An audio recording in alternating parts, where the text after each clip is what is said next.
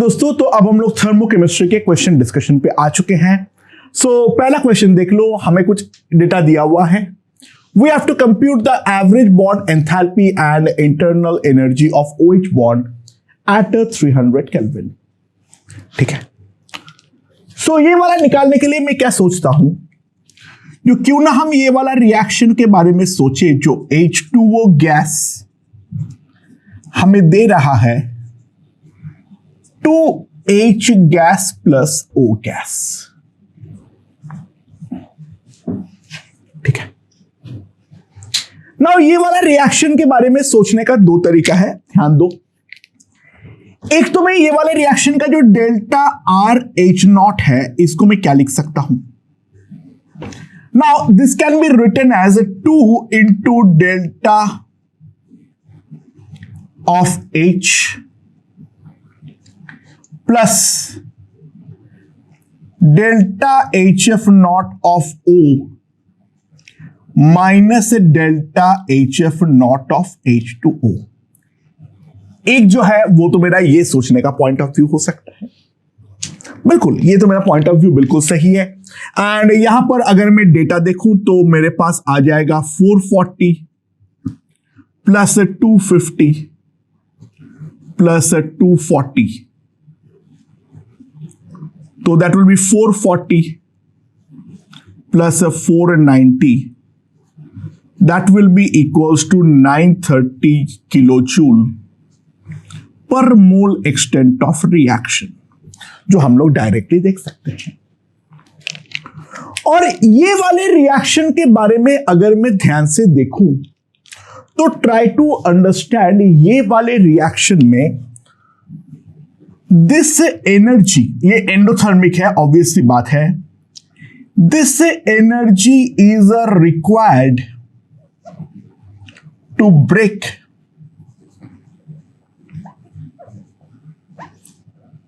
this energy is required to break two OH bonds। तो simple सी बात है जो मैं लिख सकता हूं, जो delta H bond enthalpy will be simply 930 by 2, that will be equals to 465 kilo joule per mole. Enthalpy जो है वो तो हमारे पास डायरेक्टली आ गया है। अब डेल्टा U के लिए मैं क्या करूंगा, ध्यान दो। ये वाला रिएक्शन के लिए जो मेरा डेल्टा Ng है, क्योंकि सब कुछ गैस है, तो 2 plus 1 minus 1 that will be equals to 2। So delta reaction H0 equals to delta reaction U0 plus delta Ng into RT। Take R to be approximately 25 by 3. That will be beneficial for us. So, delta reaction U0 will be 930 minus 2, R is 25 by 3 by 1000 kilojoule per mole. So, that will be equals to 925 kilojoule per mole। और ये है जो दो bond तोड़ने में इस्तेमाल हुआ है, तो delta U bond energy simply इसका divided by 2, that will come to be 462.5 kilo joule per moles of bond. Simple question मेरे ख्याल से समझ में आ चुका है। ओके दोस्तों, अगला क्वेश्चन देखते हैं। Please look at the data given, पढ़ लो इसको डेटा को। हमें CH3OH लिक्विड का जो हमारा एंथैल्पी ऑफ फॉर्मेशन है, वो एंथैल्पी ऑफ फॉर्मेशन हमें कंप्यूट करना है। CH3OH का स्ट्रक्चर जो है वो मैं दे रखा हूं तुम्हें, ठीक है। अच्छा, CH3OH का क्या लिखूंगा मैं, एंथैल्पी ऑफ फॉर्मेशन का reaction carbon solid plus 2H2 gas plus half O2 gas, ठीक है, that gives me CH3OH liquid. और ये जो रिएक्शन का चेंज इन एंथैल्पी है वो है मेरा डेल्टा HF नॉट। अब मैं यहां से बॉन्ड पॉइंट ऑफ व्यू से आ जाता हूं। अच्छा, कार्बन सॉलिड से अगर मैं चाहता हूं जो कार्बन मेरा गैस में कन्वर्ट हो जाए, सॉलिड मतलब यहां पे ग्राफाइट ही है, ऑब्वियस सी बात है, इसके लिए मुझे प्लस 720 देना पड़ेगा। यूनिट सबका किलोजूल पर मोल है। यहां से अगर मैं चाहता हूं जो 4H गैस बन जाए तो मुझे 2 H2 का तोड़ना पड़ेगा। एक तोड़ने के लिए 420, तो 2 तोड़ने के लिए हमें 840 जो है वो हमें देना पड़ेगा। और ये वाला से अगर मैं चाहता हूं जो यहां पर हमारा ऑक्सीजन गैस बन जाए, तो एक O2 को तोड़ने के लिए 500, तो 2 आधा O2 को तोड़ने के लिए प्लस 250 मुझे देना पड़ेगा। So that is a position right now we have. और ये जब बन जाएगा तो ये बन जाने के बाद यहां से मैं चाहूंगा जो मेरा सबसे पहले बन जाए CH3OH गैस। हाँ भाई, बॉन्ड एनर्जी से मैं गैस पर ही पहुंच सकता हूं, मैं लिक्विड पे डायरेक्टली नहीं पहुंच पाऊंगा। तो 3 मेरे पास कार्बन हाइड्रोजन बॉन्ड बनेगा, तो यहां पर एक एक में मुझे जो निकलेगा वो निकलेगा तो -3 इंटू 410। एक कार्बन ऑक्सीजन -360, एक ऑक्सीजन हाइड्रोजन,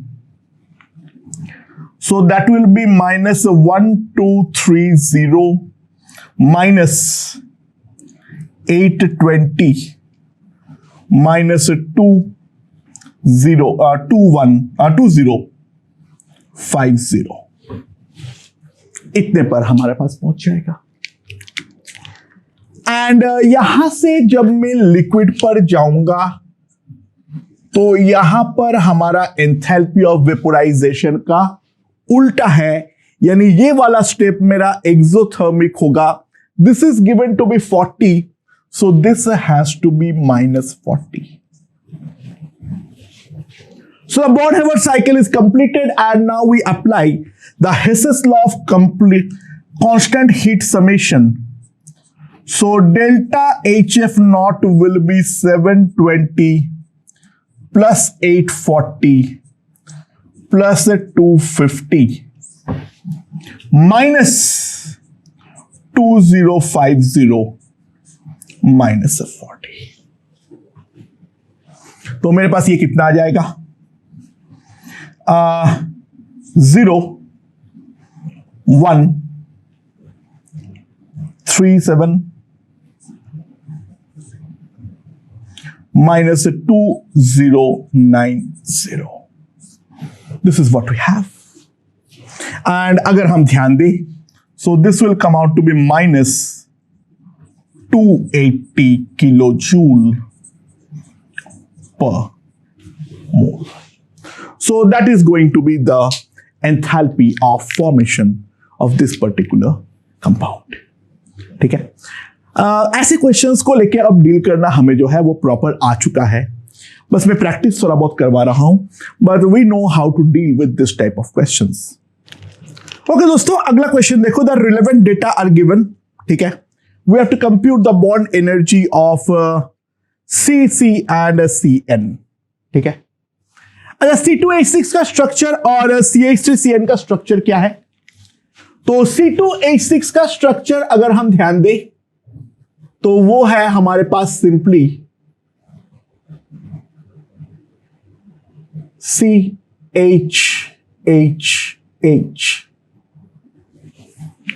ठीक है। और CH3CN का स्ट्रक्चर क्या है?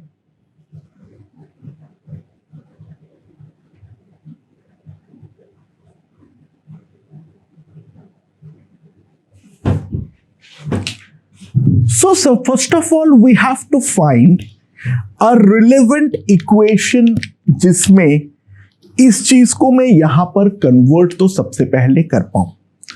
एक रिलेवेंट इक्वेशन जो है वो तो हमें फाइंड आउट करने की जरूरत है, क्योंकि तो एमोनिया शमोनिया के बारे में कोई बातचीत जो है वो तो हम लोगों ने यहां पर नहीं कर रखे हैं। हमें इन दोनों का डेल्टा एच फॉर्मेशन जो है वो दिया हुआ है, यानी ये वाले से इसको हमें कुछ भी करके कन्वर्ट तो करना पड़ेगा।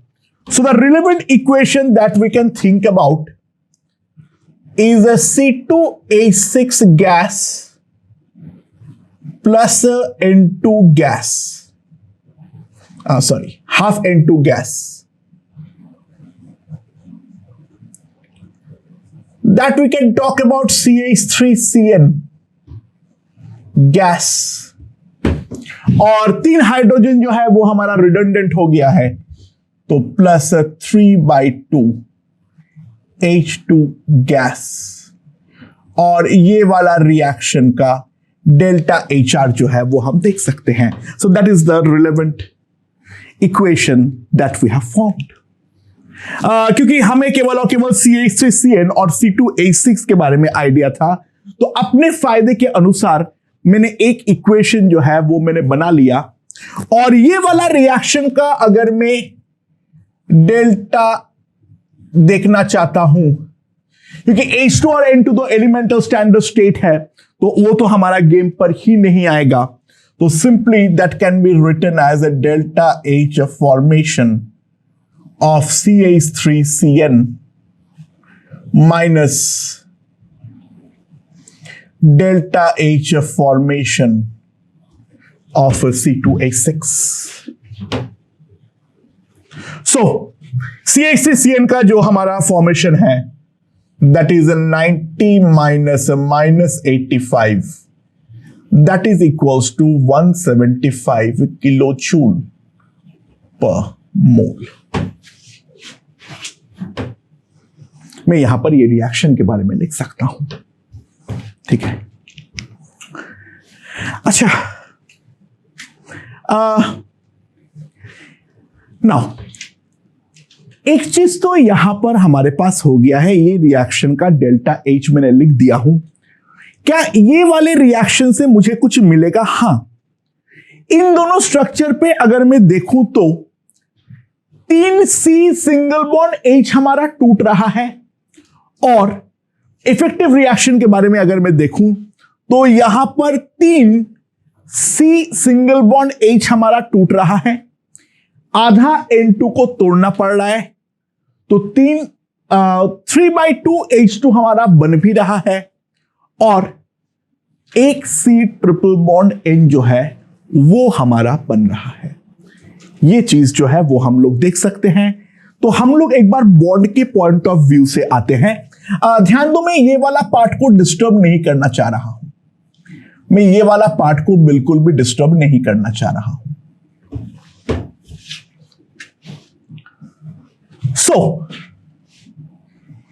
इसको लिखने का दूसरा तरीका क्या होगा? That can be written as 3 into bond energy of CH plus half into delta H of atomization of N2। ठीक है, जब यहां पर आया तो minus bond energy of C triple bond N minus 3/2, क्योंकि ये बन रहा है तो इसका उल्टा, this is what you can write. तो सिंपल सी बात है, 175 will be equals to CH bond कितना दे रखा है हमें, 410 इंटू 3 1230, N2 का आधा, N2 है 950, उसका आधा 475 3/2 इंटू H2 का कितना है 420, तो 210 मतलब 360, सॉरी क्या बोल रहा हूं 630 minus bond energy of C triple bond N, तो bond energy of C triple bond N जो हमारे पास आ जाएगा, तो that will be 600 plus 475 minus 175, that will be 1000 kilo joule per mole, तो that will be 1000 kilo joule per mole, ये हमारे पास आने वाला है। ठीक है, मेरे ख्याल से मैंने कंप्यूटेशन सही किया हूं, राइट, होप सो, कहीं पर तो कुछ गलती तो मैं देख नहीं पा रहा हूं। ठीक है, चलेगा, right. Please check the calculation अगर कहीं पर कोई डाउट आता है तो, ठीक है, वरना मेरे ख्याल से मैंने कुछ गड़बड़ नहीं किया हूं, फिर भी एक बार क्रॉस चेक तो डेफिनेटली कर ही लेना, राइट। ओके, सो फार सो गुड, चलता है। अब हमारे पास क्या है, एक सेकंड, हाँ मैंने यहां पे ऑब्वियस गलती किया हूं, यहां पे 1000 नहीं है 900 है, हाँ सॉरी। अच्छा, C सिंगल बॉन्ड H के लिए मैं क्या करूंगा? C सिंगल बॉन्ड C के लिए बहुत सिंपल एक ही तरीका है, एकदम बेसिक इक्वेशन लिख दो C2H6 का फॉर्मेशन वाला, यानी दूसरा जो मैं लिख रहा हूं carbon 2 times carbon solid plus 3H2 gas, that gives me C2H6 gas. और ये वाला रिएक्शन का जो हमारा एंथैल्पी चेंज है वो हम जानते हैं -85। यहां से अगर मैं कन्वर्ट करना चाहूंगा 2 कार्बन गैस पे, तो एक कार्बन गैस के लिए हमें चाहिए होता है 720, तो यहां पर हमारे पास हो जाएगा 1440, और 3 H बॉन्ड को तोड़ना पड़ेगा, तो एक के लिए चाहिए होता है 420, तो यहां पर चाहिए होगा 1260, और यहां से मैं यहां पर जब जाऊंगा, मैं यहां पर जाऊंगा तो 6 कार्बन हाइड्रोजन सिंगल बॉन्ड बन रहा है, एक है 410, तो -6 into 410 minus bond energy of CC, और इसका रिएक्शन का जो टोटल चेंज है वो है मेरा -85, टोटल एंथैल्पी चेंज फॉर्मेशन का। So what I can say is -85 equals to 1440 1260 minus 2460 BE of CC। तो bond energy of CC will be, इन दोनों का एडिशन कर दो, 2700 plus 85 minus 2460, 2785 minus 260, that will be 325 kilo joule per mole of bond, जो कि हम साफ साफ देख सकते हैं। It's pretty easy, pretty simple, just go through the calculation. ठीक है, this is a pretty elegant way of doing it. Otherwise what you have to do is, तुम्हें पहले ये वाला पार्ट को सॉल्व करोगे, या फिर दूसरा पॉसिबिलिटी और एक है, ये वाला कंपाउंड बनाने के लिए 2C solid plus 3/2 H2 gas plus half N2 gas gives a CH3CN gas. पहले C सिंगल बॉन्ड C यहां से निकालोगे, वो वाला डेटा इस्तेमाल करते हुए फिर इसको सॉल्व करोगे। What we have done is we have considered a hypothetical reaction, जो कि C सिंगल बॉन्ड C को हमें तोड़ने की जरूरत ही नहीं पड़ा, और हम independently C triple bond N का, ये रिएक्शन होता है या नहीं होता है, I don't know, I don't care भाई, रिएक्शन होता हो या नहीं होता हो, हाइपोथेटिकल रिएक्शन में हम कर तो कभी भी सकते हैं, ये मैथमेटिकल कैलकुलेशन है, उस रिएक्शन का फिजिबिलिटी को लेके मुझे दिमाग लगाना ही नहीं है। मैंने वही रिएक्शन क्यों लिया? क्योंकि जिन दोनों कंपाउंड का एंथैल्पी ऑफ फॉर्मेशन पता था, उसके अलावा मैंने केवल और केवल रिक्वायर्ड एलिमेंट्स कंसीडर किया, उनका एंथैल्पी ऑफ फॉर्मेशन का मुझे जरूरत ही नहीं पड़ेगी। ओके दोस्तों, तो अगला क्वेश्चन देखते हैं। So this is the data given. We have to find the bond enthalpy of C triple bond C. Please go through the data. जो डेटा दिया हुआ है एक बार देखो। एंड चलो अब हम लोग क्वेश्चन सॉल्विंग चालू करते हैं। तो यहां पर क्या है मेरे पास? मेरे पास सबसे पहले है एसिटिलीन। तो मैं लिखूंगा C2H2 gas plus O2 gas, that gives me 2CO2 gas plus H2O liquid. And if I balance the oxygen, और ये वाला रिएक्शन का जो एंथैल्पी चेंज है वो मेरा एंथैल्पी ऑफ कंबशन है, delta AC not. So obvious बात है, जो मेरा एंथैल्पी ऑफ कंबशन है उसको मैं लिख सकता हूं, delta AC not will be equals to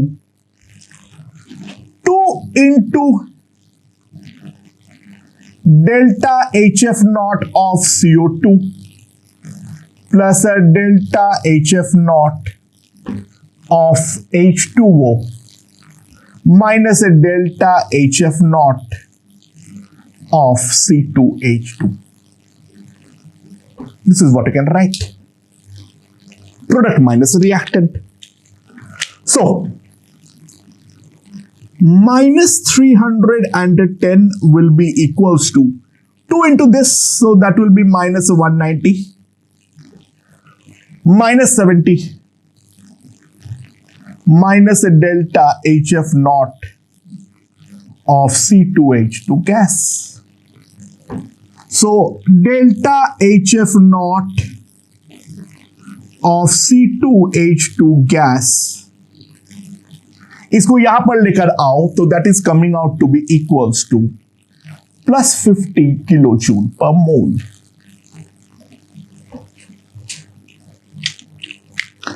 तो अब एसिटिलीन का जो हमारा रिएक्शन है, उस रिएक्शन पर आते हैं फॉर्मेशन का।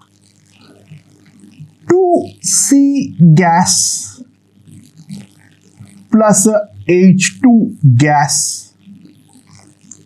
gives me C2H2 gas.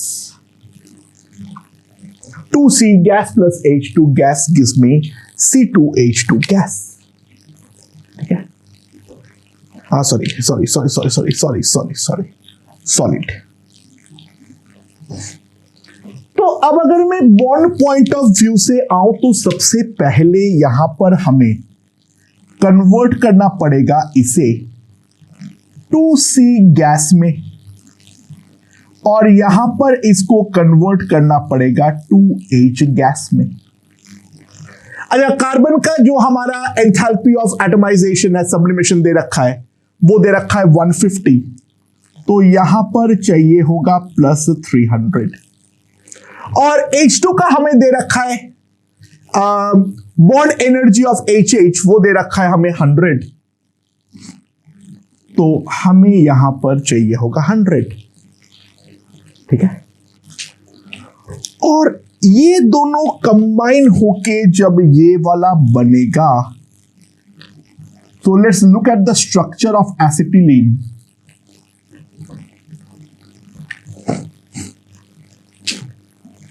तो हमें जो मिलेगा वापस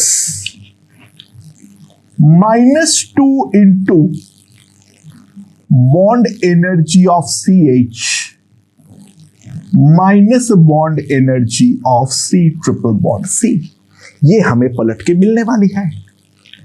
और कुल मिला के ये रिएक्शन पे जो देना पड़ता है वो है 50 किलो जूल पर मोल। तो 400 CH बॉन्ड का कितना दे रखा है 90, तो -180 minus a bond energy of C triple bond C, that will be equals to 50.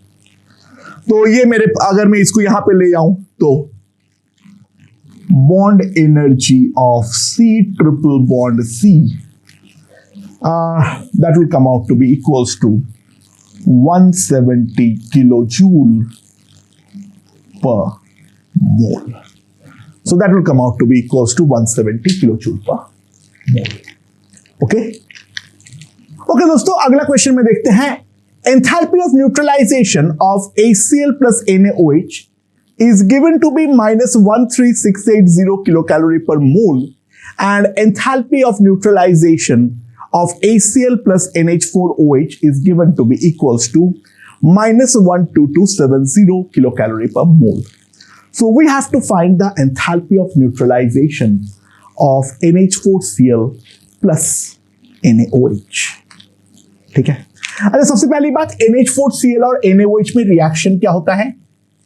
अगर तुम आयनिक पढ़ के यहां पर आए हो देन दैट्स फाइन, तो यहां पर तो तुम डायरेक्टली प्रेडिक्ट कर लिए होंगे. अगर नहीं पढ़ के आए हो तो ये रिएक्शन देख लो क्या होता है. तो that gives us NH4OH plus NaCl.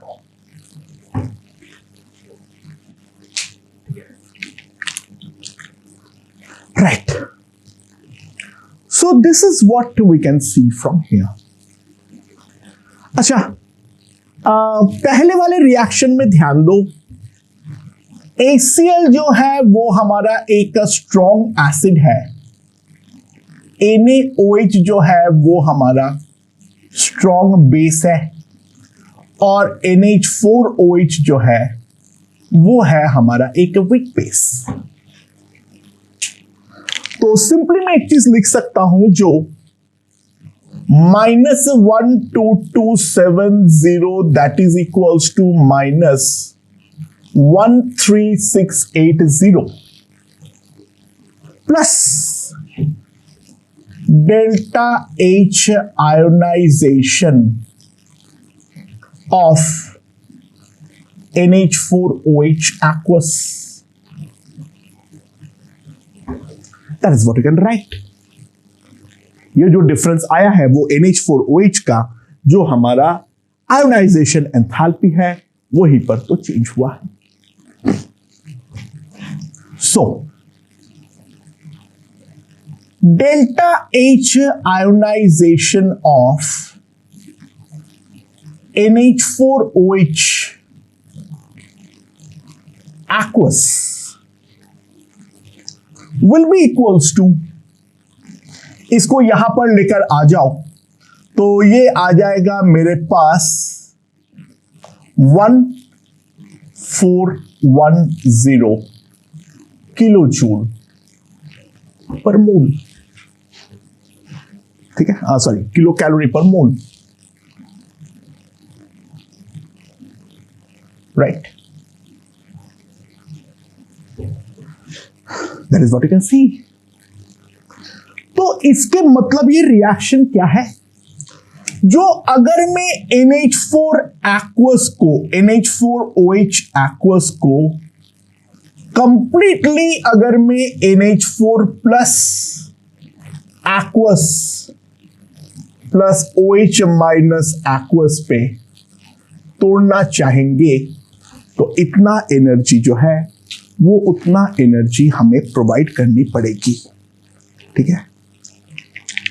अब जो है उसके बाद NH4Cl प्लस NaOH ये वाला रिएक्शन के बारे में अगर हम ध्यान दें. अच्छा, NH4Cl जो है वो तो हमारा कंप्लीटली आयोनिक सॉल्ट है, तो मैं ये वाला रिएक्शन को एक्चुअल में लिख रहा हूं Na plus plus OH minus. ना ये दोनों पर तो कोई भी हमारा गेम नहीं होने वाला है. ये दोनों जो है that will remain as ions. NH4Cl ionic salt है और NaOH स्ट्रॉन्ग बेस है, तो दोनों में ही आयनाइजेशन में कोई एनर्जी नहीं जाने वाला है। But NH4 plus and OH minus will combine to give NH4OH. NH4 plus and OH minus, they will combine together to give me NH4OH. So obviously what we are looking for, हमें NH4 plus aqueous plus OH minus aqueous effective reaction तो यही हो रहा है और यही हमारा delta H neutralisation भी होने वाला है। But please observe this reaction is exactly opposite to this. तो सिंपली हम एक चीज लिख सकते हैं, जो डेल्टा H न्यूट्रलाइजेशन है that will be -410 kilo calorie per mole. सो एक बात ध्यान देना, कौन आयनिक है और कौन कोवेलेंट है, ये वाला नजरिया समझ पाना बहुत ही ज्यादा हमारे लिए इंपॉर्टेंट है। जो आयनिक नहीं है उसे हमें कंबाइन करना है या फिर तोड़ने की जरूरत पड़ेगी। अगर हमें तोड़ना पड़ रहा है तो एंथैल्पी ऑफ आयोनाइजेशन प्रोवाइड करनी है, और अगर मान लो हमें कंबाइन करनी है तो enthalpy of ionization exothermic form पे हमें मिलने वाली है, राइट? ओके, अगला question, in a bomb calorimeter 1.22 gram of benzoic acid that is basically liquid in state at a room temperature, if nothing is given we will assume it, and we take the excess of oxygen and that gives 31.723 joule of energy, then we have to compute that delta AC and delta UC। ठीक है, अच्छा 1.22 ग्राम benzoic acid है। Benzoic acid क्यों होता है? Benzoic acid का structure होता है ये, ठीक है, इसका मॉलिक्यूलर वेट होता है 122 ग्राम पर मोल। So 1.22 gram, that implies 0.01 mole।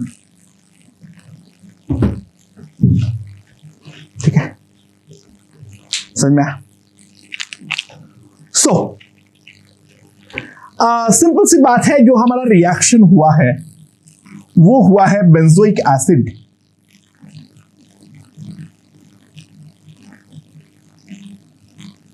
ठीक है, that is liquid plus O2 gas gives us 7 CO2 और हाइड्रोजन जो है वो हमारा 6 है, तो 3। Now let's balance the oxygen. तो यहां पर 14 और यहां पर 3, 14 17, 17 में से 2 तो यहां पर है 15, 7.5। ठीक है, अच्छा बॉम्ब कैलोरीमीटर जो है वो मेरा एक कांस्टेंट वॉल्यूम कैलोरीमीटर है, that I already know. So UC not तो हमारे पास सिंपली आ जाएगा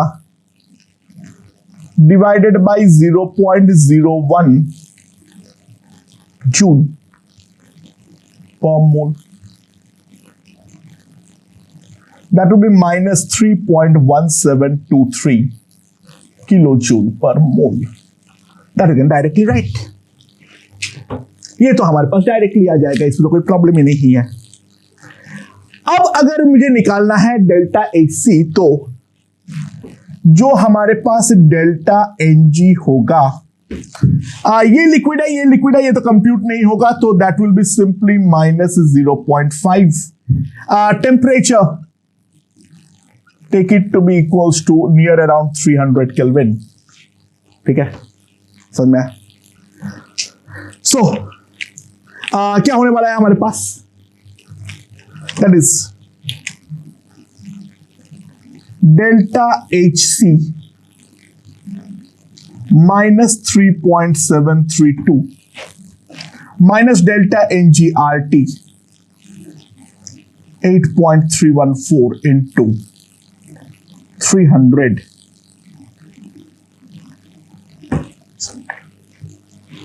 तो यहां पर मेरे पास जो आ जाएगा दिस वुड बी, ये काट दो दो, तो ये मेरे पास 25 है तो 2.5 है, 2.5 का भी आधा 1.25, तो that will come out to be -4.4223 kilo joule per mole.